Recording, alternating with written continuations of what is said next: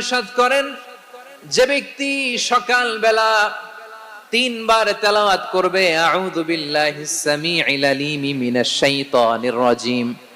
এরপরে সূরা হাশরের শেষ 3টি আয়াত তেলাওয়াত করবে, রব্বুল আলামিন ওই ব্যক্তির জন্য 70,000 ফেরেশতা নিয়োগ দিবেন যারা সারা দিন ওই লোকের জন্য মাগফিরাতের দোয়া করবে। শুধু এখানেই শেষ নয়, বিশ্বনবী ফরমান